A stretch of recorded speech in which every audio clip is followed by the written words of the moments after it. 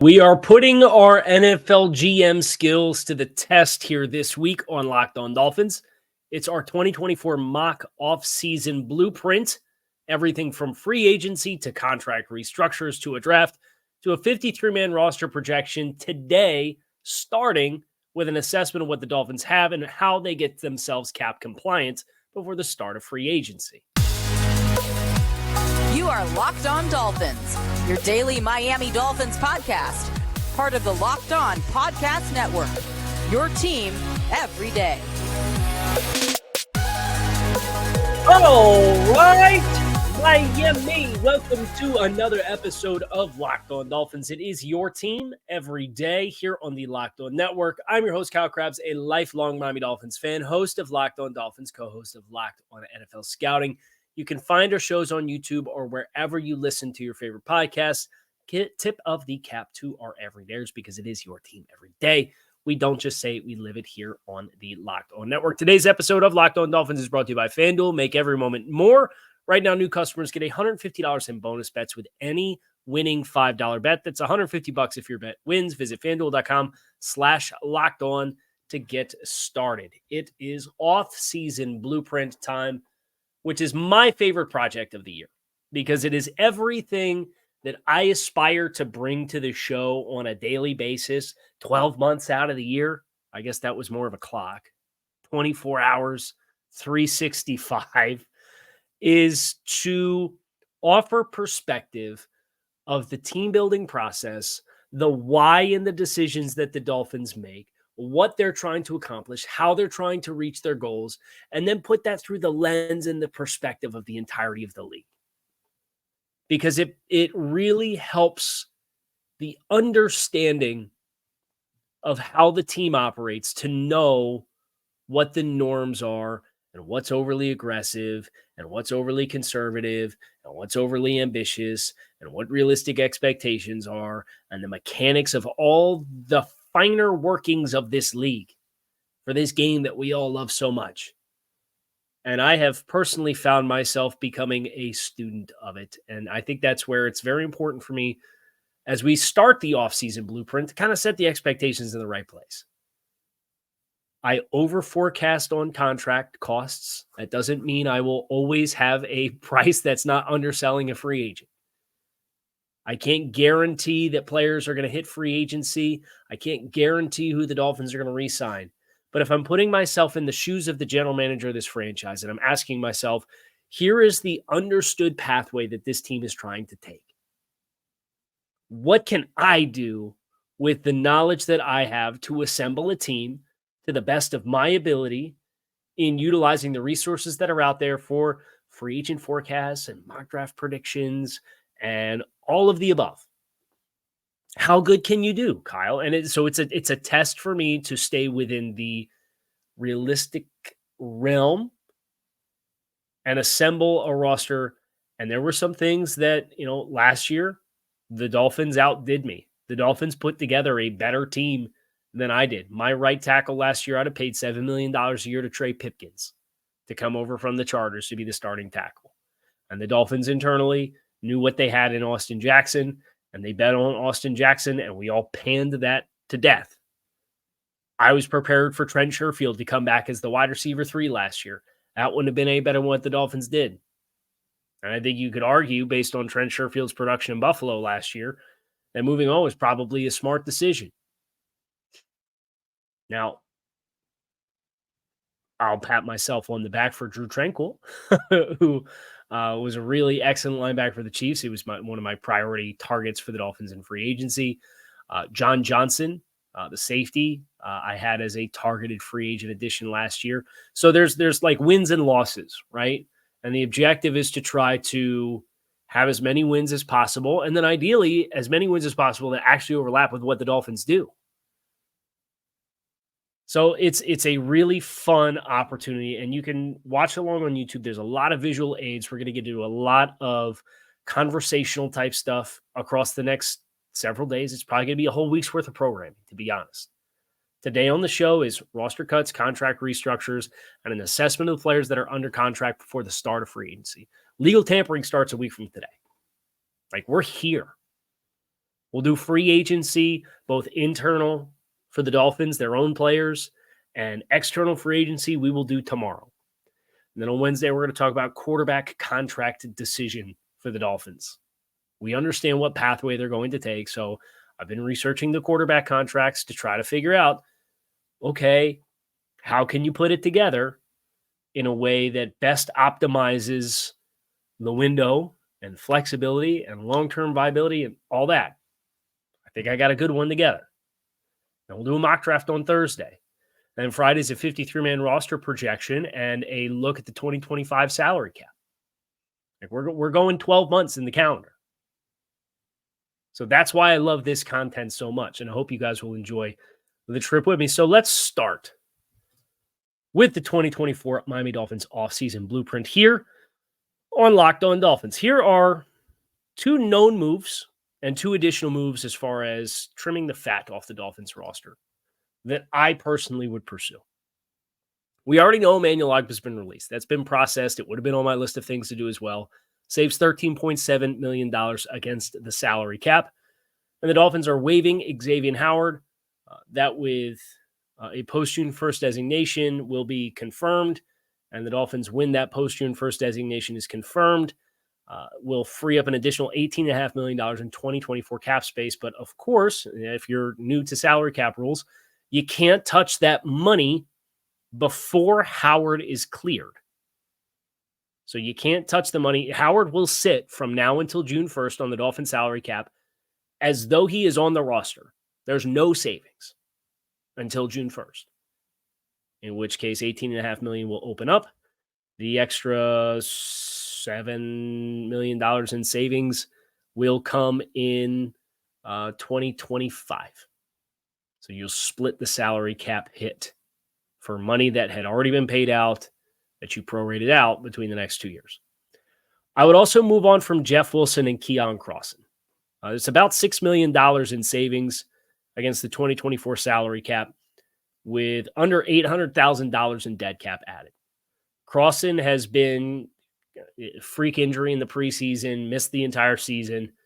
Jeff Wilson was somebody who they acquired at the trade deadline in 2023, had strong contributions, had some flashes this year. They've invested in other running backs, Raheem Mostert having the season that he's had. You have a young, big body guy in Chris Brooks that's going to be available for you for 3.5 times less than what Jeff Wilson's going to be on your salary cap for. So that's where I would start, trimming the fat off this Dolphins roster. That accomplishes a few things. As of March 1st, and the Dolphins have made no move since, their starting point against the cap is negative $31.6 million. That includes the Emmanuel Ogbah cut, but it also includes the cuts of Keon Crossan and Jeff Wilson in my hypothetical what would I do scenario. It does not include Howard because, again, Howard's money will not clear until June 1st. So between now and then, and that would be the difference. That Xavier Howard cap hit that they carry until June 1st is about the difference between compliance right now and not compliance. So the Dolphins will have to make additional moves between now and 9 days from now to put themselves in salary cap compliance.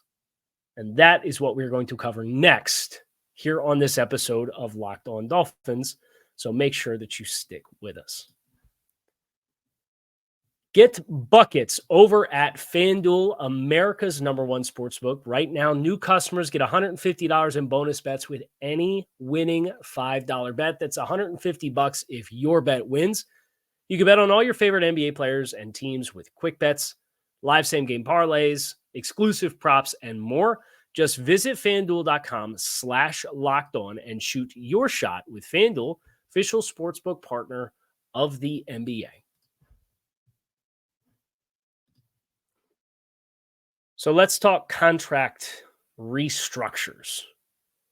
This is where the Dolphins have some heavy hitters that are going to allow them to not only reach compliance, but have their operating salary cap for the immediate future. There's also a contract extension that I would do in the next 9 days, assuming you can get it done. And we'll talk a little bit about the incentive for why the player would do this. There's also one big move, and this has been alluded to just yesterday. The same outlet that reported that Christian Wilkins was trending probable towards a franchise tag has since come out and said that Christian Wilkins is now not trending towards a franchise tag. And I would say this, and I said this when we did what is now the preferred outcome for the Christian Wilkins saga.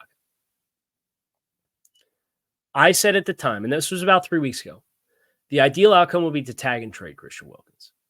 But if you were to tag and trade Christian Wilkins, you needed to be prepared to tag and trade Christian Wilkins with a deal in place in time for the start of the league calendar year.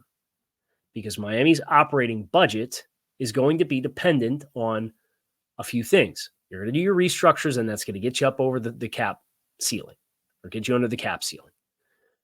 But the few things that you could also tap into and levers that you can pull, including a quarterback contract extension, are things that take time. And you can't really rely on that to get you to a place of not only compliance, but having spending power in the next 9 days. I think that's a little ambitious.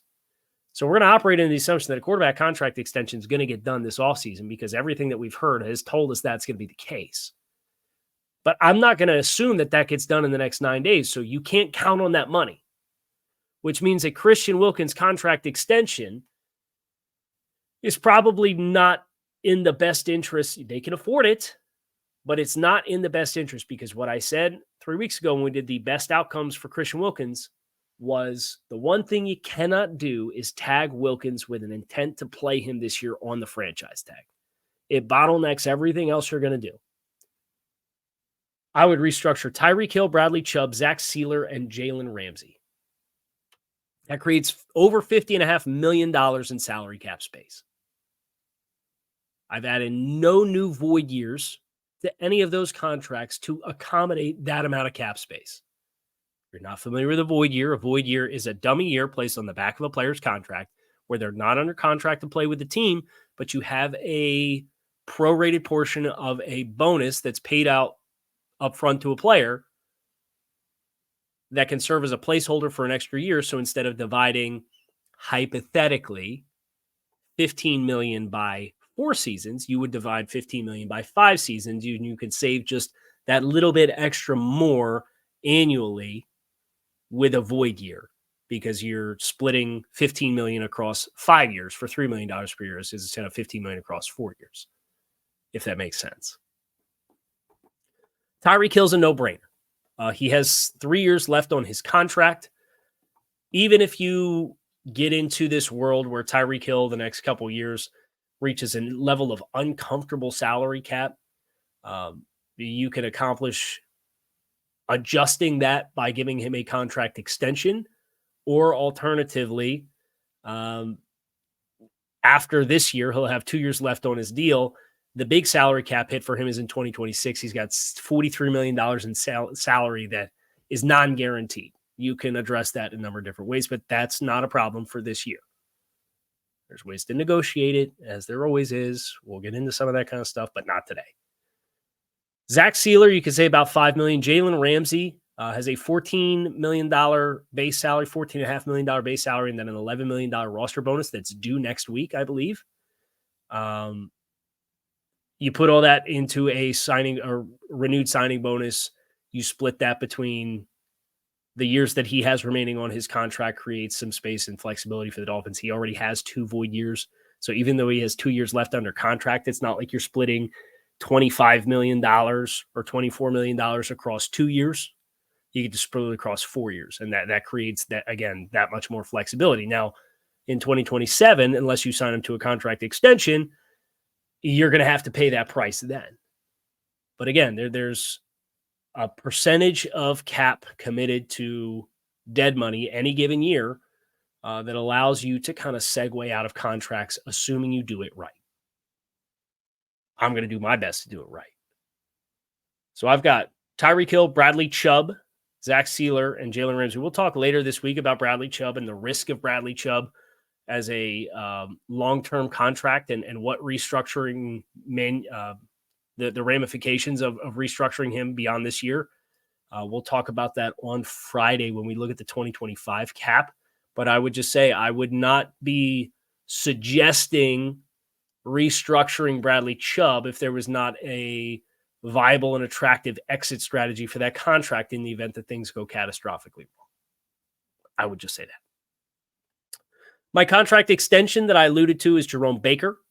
I would sign Jerome Baker to a 3-year contract extension for an average of $8 million per season. That's a little bit more in line with what the market for linebackers is right now, particularly Jerome, who when he signed the first contract extension that he got with Miami, he was putting up big sack numbers in Brian Flores' defense. A little bit of a different role for Jerome Baker, but still a good starting player. So he's currently on the books for almost $15 million. I have the numbers here. $14.79 million cap hit.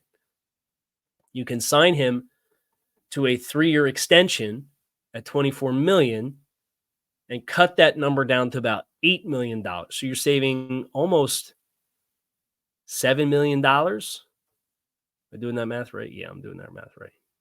Almost $7 million against the cap. Why would Jerome Baker take a contract extension from the Dolphins?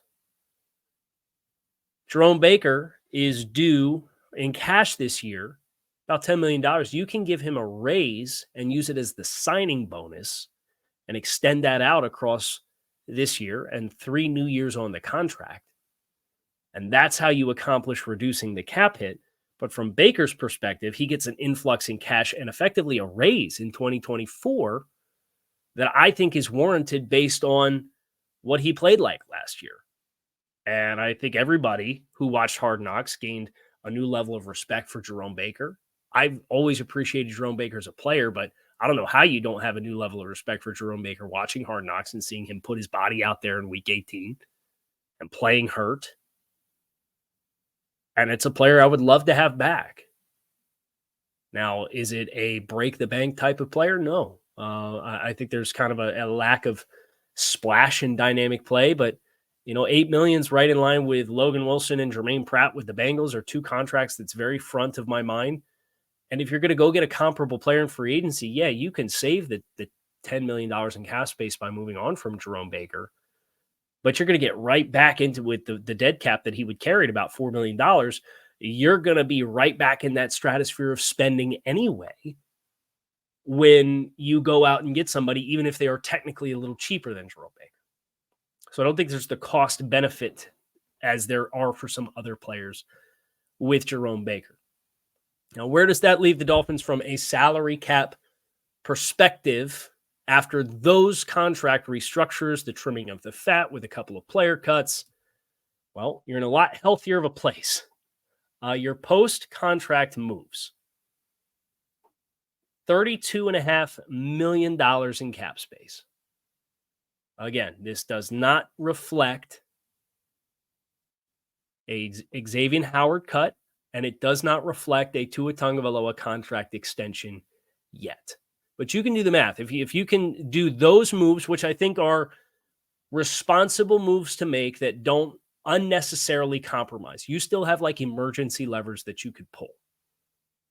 You could restructure some other contracts, be it Alec Ingold or Durham Smythe, or you could put void years on the back ends of some of those deals to save a little bit of more money across each of them if you respectively wanted to. But again, I'm trying to be reasonably fiscally responsible and conservative with the projections. I got you to $32.5 million in cap space with those restructures of Tyreek Hill, Bradley Chubb, Zach Sealer, Jalen Ramsey, all players that should be here for the next 2 seasons plus, and the contract extension of Jerome Baker. But at $32.5 million, if you put Christian Wilkins on the franchise tag before you've signed another player, you're down under $12 million in cap space. And when we talk about bottlenecking and being responsible and the needs of the many versus the needs of the few, I don't see it. And it sounds like the Dolphins don't really see it either. Now, if they were to get a long-term contract extension done with Christian Wilkins, that'd be a different story. But it certainly doesn't sound like that's something that's on the table. It sounds like these parties are still significantly far apart.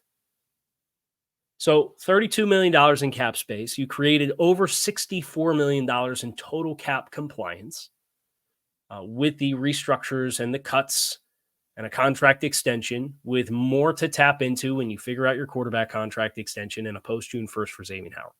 So you know you've got reinforcements coming down the pipe. In the meantime, you got to look at what you have and what you need. And that's where this is probably the most uncomfortable conversation we're going to have all week. Because the starting point's ugly, and I get why there's some pessimistic outlooks. But I feel really good about the roster that I've put together for the end of the process. So let's talk about where we're starting so that by the end of the week, we have a better appreciation for where things end in what I think is a very reasonable outlook for the Dolphins should they choose to pursue a similar path. So that's next year on this episode of Locked On Dolphins. Stick with us.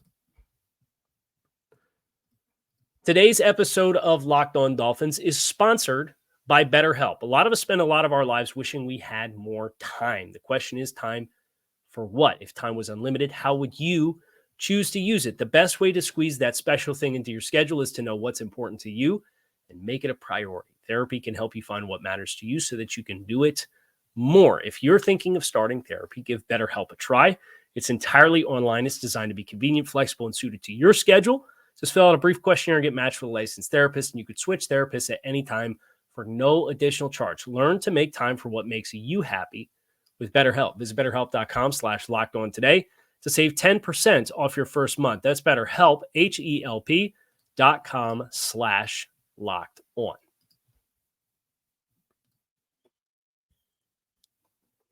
So we're kind of in the weeds now, but we have a lot of expiring contracts. And some of that's by design. The Dolphins are a team from a team building perspective. They've identified who a lot of their pillars are, and they've made large commitments to the pillars of the roster. And year by year, you're going to try to sprinkle through and find the right complementary players to introduce and infuse, and ideally bring some players back that are good role players that fit within your budget. It's kind of a foreshadowing for tomorrow.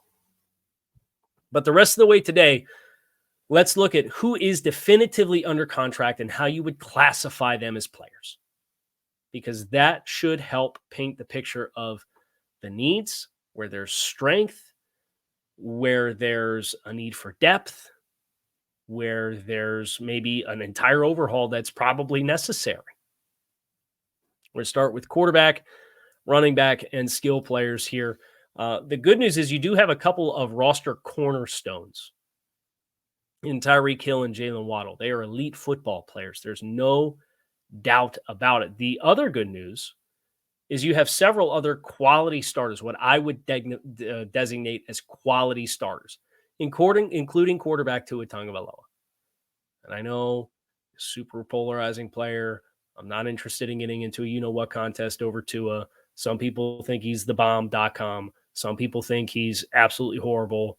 The truth is always in the middle. Tua Tagovailoa is a scheme and skill-specific quarterback. And the Dolphins have tailored what they do to his strengths.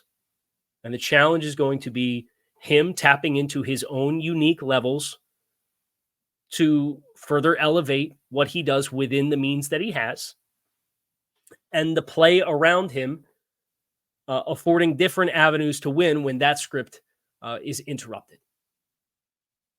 You can see some foreshadowing here. I do have a salary cap hit listed for him with an asterisk of $11.5 million. That is not the 23 and change $1 million fifth-year option total. But again, the salary cap that I'm reflecting at 32.5 does not include the quarterback extension. I just had the table and said, you know what? This is where he's going to be. Helps paint the picture. Quarterbacks, I think you're set. Mike White's under contract for a reasonable amount of money. Is that an emergency lever that you could pull and cut Mike White and save some money? Yes. I like him exponentially more than Skylar Thompson, though. You got a quality starter at fullback and Alec Ingold. You're playing pretty good market money, too. Devon Achane, just looking for more volume. Obviously, the production was out of this world good this year.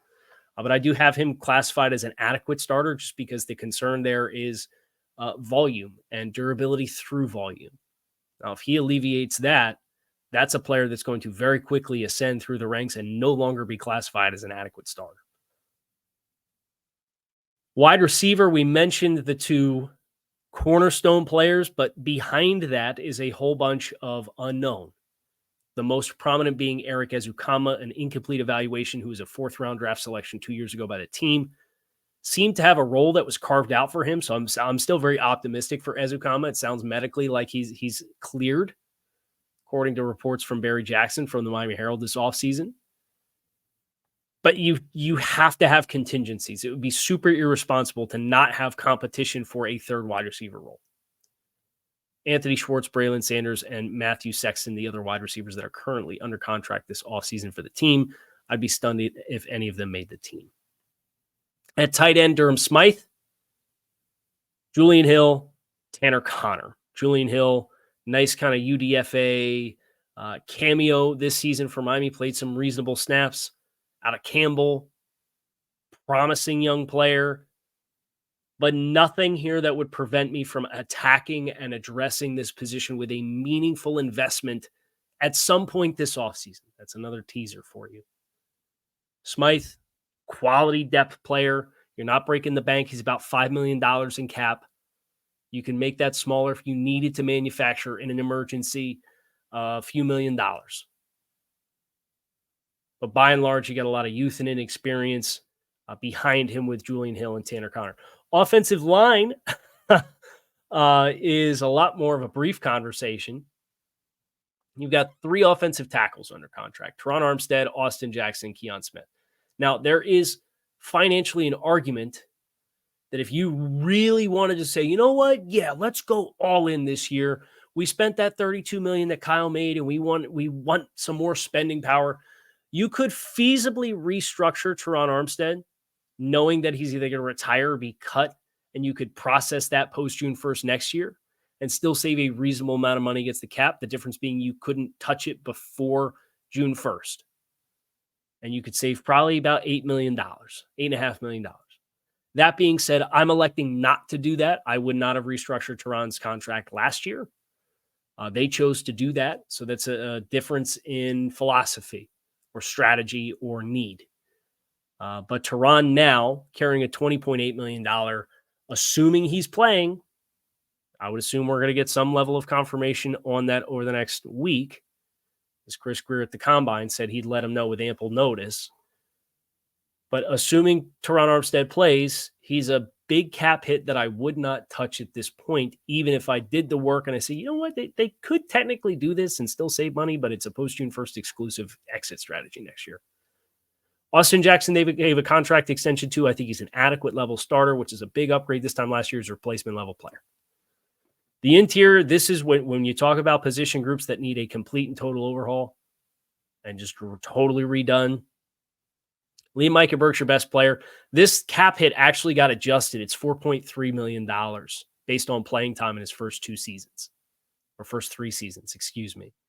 So that cap hit is around $4.3 million. And then you have Chasen Hines, Lester Cotton, and Ryan Hayes. A whole bunch of nothing, with all due respect.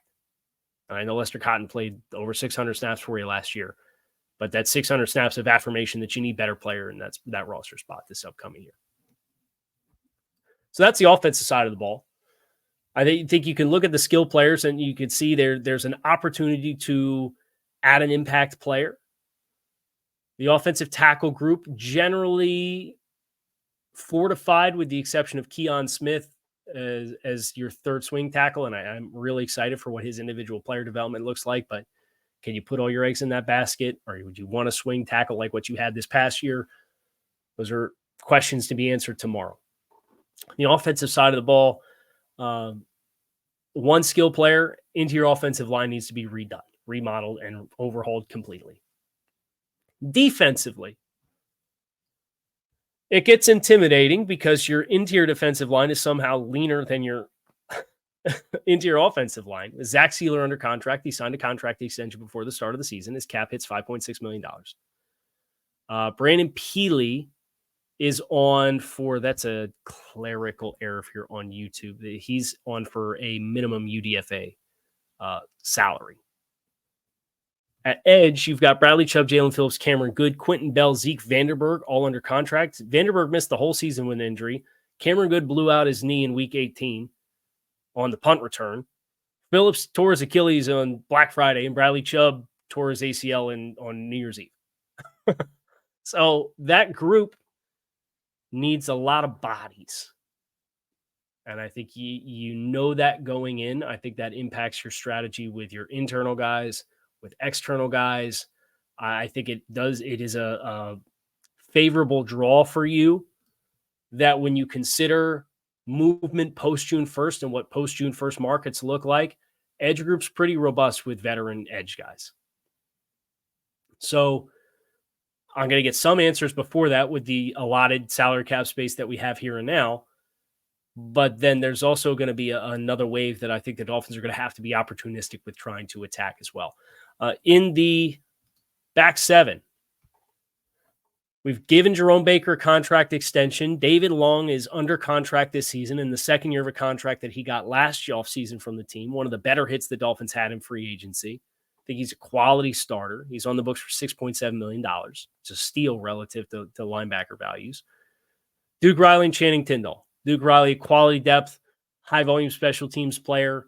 I know we kind of got some bad run at the end of the year on defense, but you could do a lot worse as a backup linebacker than Duke Riley.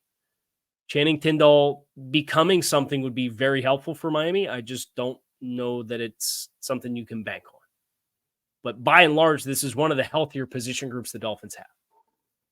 Corner, you got youth in Kader Kohu and Cam Smith.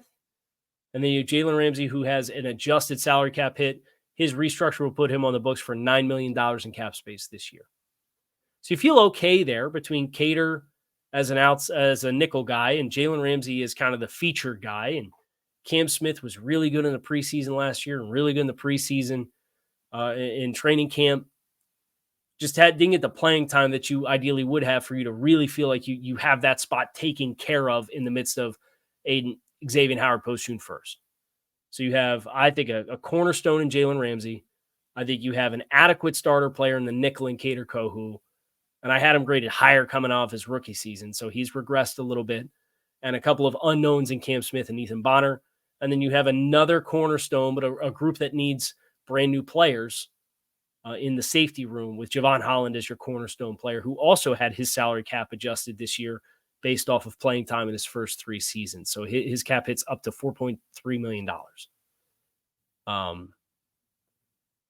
With all of that said, it's a good thing, and we'll go through it tomorrow when we look at the free agency board and players to sign and players to bring back, all that. That's a group that if you needed some reinforcements, the safety room is absolutely a room that is loaded with options in free agency this year. But safety, just like the defensive front, needs a total overhaul. And you're doing that on a budget, or at least until you figure out what's going on with Bradley Chubb and Jalen Phillips. So there's a lot. It's imposing.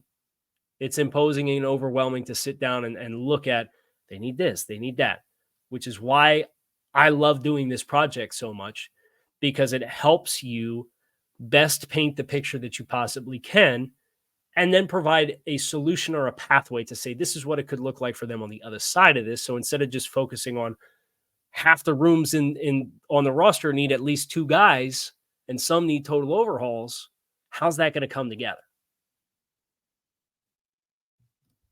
Dolphins do have 2 specialists as well, and then some dead money to account for. Jason Sanders, Blake Ferguson. Sanders, I think, had a very strong finish to the season. Obviously kicked their way into the playoffs with the game against Dallas. Blake Ferguson, pretty reliable starter as a long snapper for Miami. I'd have those 2 down as special teams quality starters for Miami. From a dead money perspective, Emmanuel Ogbah already cut, regressed to a replacement level player. It was one of the worst contracts in the league last year, if we're being honest. And look, there's a scheme change involved there. There was an injury involved there. There was a player acquisition in front of him involved there. It's just an unfortunate set of circumstances, but it was not a contract that aged gracefully. Jeff Wilson is a quality depth player on the outgoing at running back, $782,000 in dead cap. You still have to account for Byron Jones, the post-June 1st cut that he was last year. You've got some of that money on the books that accelerated. That was the Miami Dolphins infusion of cap space last summer for Byron Jones. You're accountable for that this year. Xavier Howard, we mentioned the full cap hit is going to be accountable for Miami until June 1st. But Howard has $23 million in dead cap. Over $15.5 million of that will go to the 2025 cap on June 1st. And then the last significant dead cap the Dolphins had, Cedric Wilson, $2.5 million. That was part of his contract renegotiation last summer. If you remember, there was some trade rumors with Cedric Wilson, and it never came together. So he actually took an adjusted contract where they cut the last year off his deal, and they took some of his salary and effectively put it into a bonus and said, well, look, we'll give you this portion of it up front. Or to split it between this year and next year as a void year. And then if the Dolphins were to bring him back, it would just be a part of his contract cap hit. But if he's not back, then it's dead money for a player that got paid money last year but is no longer with a team, which in all honesty, as a way to get out of that contract, was pretty creative. I was surprised that they were able to make that happen. So that leaves Miami before signing any of their players, but just dealing with the players that are under contract. Cut a few guys, contract extension for Jerome Baker, going to make the decision to let Christian Wilkins hit the market. And that's going to come with salary or draft pick ramifications down the road, because again, you got a lot of positions to address with $32 million, even in the first wave of free agency. Christian Wilkins might get 24 plus 25 by himself. Christian Wilkins signs that deal and stays healthy. Miami's going to get a third-round pick next year, which is useful information to have to anticipate and project and start to play the game. Now, there's other free agents outgoing that might be in play for Miami in that regard as well. We'll talk about Miami's own expiring contracts, who should be back, at what price, and look at the free agency class in its totality tomorrow on Locked On Dolphins as we continue our 2024 offseason blueprint, my entire What Would I Do trip through the next 12 months for the Dolphins to field as competitive of a roster as we can. You guys can let me know what you think of the finished product. I'm Kyle Krabs. You can keep it locked in right here on Locked On Dolphins. I appreciate you guys checking the show. You can find us on YouTube or wherever you listen to your favorite podcast. Fins up. I'll talk to you all again tomorrow. Peace.